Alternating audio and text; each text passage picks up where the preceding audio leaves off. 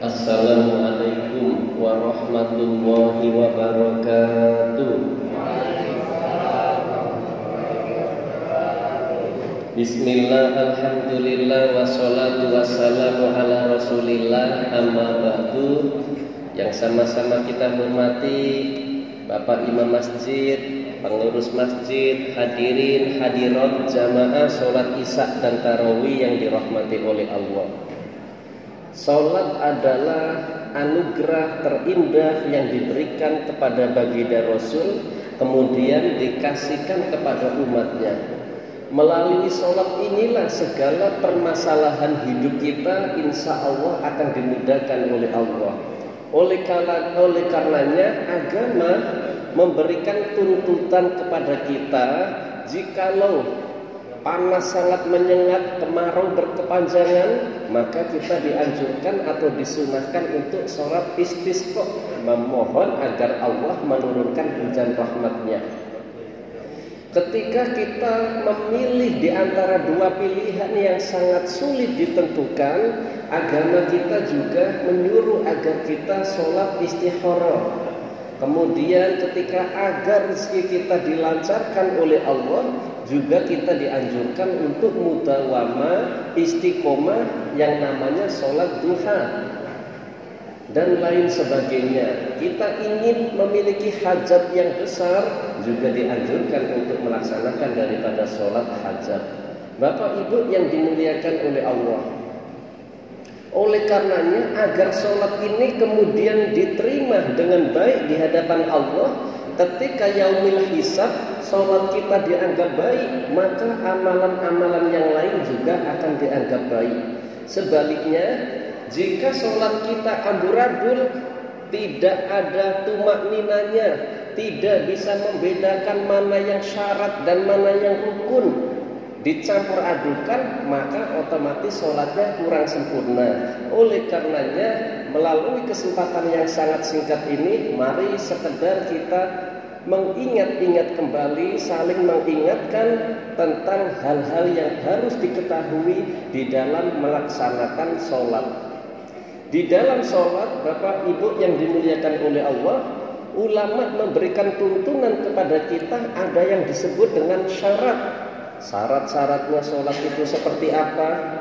Yang kedua, ada yang disebut dengan rukun. Rukun-rukunnya sholat, makruh-makruhnya sholat, kemudian hal-hal yang membatalkan dalam sholat. Kita harus mengetahuinya. Apa itu rukun-rukun daripada sholat? Rukun sholat adalah hal-hal yang harus dipenuhi ketika kita sedang sholat. Kapan orang dianggap sholat? Yaitu ketika dia takbiratul ihram, takbir yang pertama, hingga ditutup dengan salam. Itulah yang disebut sholat, yang mana di dalam ini harus kita penuhi rukun-rukun sholat. Bapak Ibu yang dimuliakan oleh Allah, rukun-rukun sholat itu terbagi menjadi beberapa bagian. Yang pertama yang disebut dengan rukun qauliyah atau ucapan. Yang kedua, rukun fil qalbi, hati, tempatnya di hati. Yang ketiga, af'aliyah, yaitu gerakan anggota tubuh kita. Yang terakhir, yang keempat adalah sifat. Nah, mari kita bahas, kita ulas satu persatu. Apa yang menempat di dalam hati? Yaitu niat. Sholat harus ada niat, sebagaimana sabdanya baginda Rasul, innamal a'malu binniyat. Sesungguhnya segala sesuatu harus ada niatnya. Kapan waktu niatnya? Yaitu tempatnya itu ada di hati kita.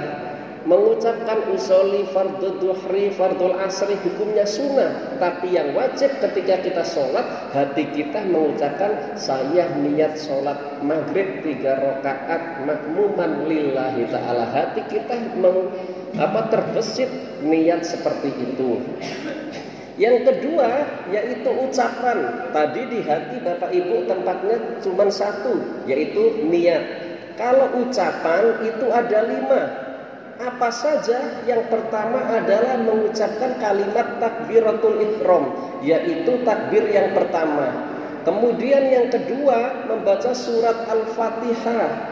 Yang ketiga, membaca bacaan tasahud akhir. Kalau sholat duhur berarti yang rakaat yang keempat. Kalau sholat maghrib berarti rakaat yang ketiga. Membaca tasahud akhir mulai dari at-tahiyatul sampai kalimat syahadat. Yang keempat yaitu membaca sholawat kepada Nabi Muhammad. Allahumma sholli ala sayyidina Muhammad, itu wajib. Yang terakhir, yang kelima yaitu mengucapkan salam. Assalamualaikum warahmatullah. 5 inilah harus dipenuhi ketika kita sedang sholat. Syaratnya apa Bapak Ibu yang dimuliakan oleh Allah?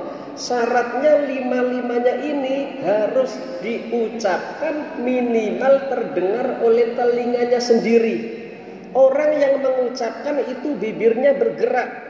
Kalau ada orang sholat tapi bibirnya diam saja ketika takbiratul ihram, hanya sekedar mengangkat tangan, wah, kenapa enggak takbir? Saya baca dalam hati. Tidak boleh, harus dilantunkan Allahu Akbar. Dan semuanya itu diucapkan, tidak boleh terputus-putus, tidak boleh Allah Bar Hu'ak dibaca dalam hati, tidak diperkenankan. Semuanya harus diucapkan. Ciri-ciri orang yang mengucapkan itu bibirnya bergerak. Meskipun orang lain kanan dan kiri kita tidak terdengar, yang penting diri kita yang mendengar. Nah, kelima ini Bapak Ibu harus diucapkan. Termasuk membaca salam, tidak boleh innaka hamidum majid. Hanya kita menengklengkan kepala ke kanan dan ke kiri, tidak mengucapkan kalimat salam, maka sholatnya tidak sempurna. Oleh karenanya pentingnya ilmu ini, mari kita senantiasa belajar. Thalabul ilmi faridatun ala kulli muslimin wal muslimat. Mencari ilmu hukumnya sangat diwajibkan, baik kepada muslim laki-laki ataupun muslim perempuan. Bapak Ibu yang dimuliakan oleh Allah. Kemudian rukun yang ketiga, yang pertama tadi hati, tempatnya di hati itu niat, tempatnya di ucapan ada 5 tadi. Kemudian rukun gerakan, ada berapa? Ada 6. Yang pertama berdiri, yang kedua ruku, yang ketiga i'tidal, bangun dari ruku, yang keempat sujud, yang kelima duduk di antara 2 sujud, yang keenam duduknya tasahud akhir, itu wajib ada 6. Itu rukun gerakan. Bapak Ibu yang dimuliakan oleh Allah, fenomena sekarang, mohon maaf kalau ada yang menyinggung, saya sampaikan. Kalau kita sholat wajib, baik itu duhur, asar, dari rumah ke sini, selagi kita bisa berdiri, maka berdiri, tidak diperkenankan duduk. Kalau kita disediakan masjid kita ada kursi, silakan ditaruh di belakang kita. Ketika kita baca Fatihah ikut imam, ketika imam rukuk kita kok kesulitan, baru kita diperkenankan untuk duduk. Selagi kita bisa berdiri, maka disuruh berdiri. Kenapa? Karena berdiri itu adalah wajib. Tapi kalau kita memang kesulitan untuk berdiri, maka kita di situ diperkenankan. Tapi kalau sholat sunnah, sholat tarawih dan lain-lain, kita diperbolehkan sambil duduk. Meskipun sehat kayak gini, kita diperbolehkan. Tapi pahalanya dipotong 50%. Bapak Ibu yang dimuliakan oleh Allah, kita telah membahas rukun-rukun sholat, ada di hati, ada di ucapan, dan ada di gerakan. Kemudian Bapak Ibu yang dimuliakan oleh Allah, di gerakan ini ada namanya sujud. Maka di dalam sujud ini ada 7 anggota tubuh kita yang harus menyentuh di lantai. 7 anggota tubuh kita adalah kening. Yang kedua, kedua telapak tangan.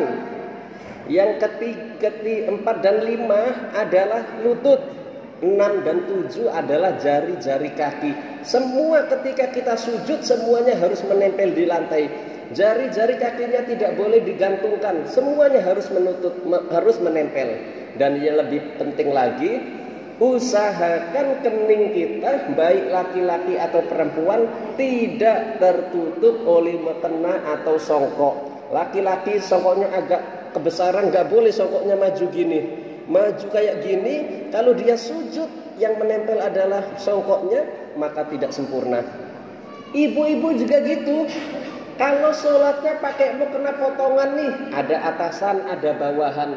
Kalau mau sujud tiba-tiba diterpa kipas angin sehingga mukenanya melambai ke depan. Ketika sujud ditutup mukena, maka sholatnya tidak sempurna. Maka ini harus kita hati-hati, harus tahu bahwa di dalam sholat juga ada ilmunya.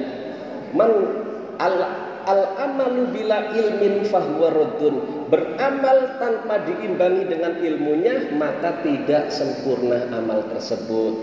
Bapak Ibu yang dimuliakan oleh Allah, tadi yang pertama ada di hati, ada di lisan, digerakkan, dan yang terakhir adalah sifat. Yaitu pertama sifat itu tumakninah.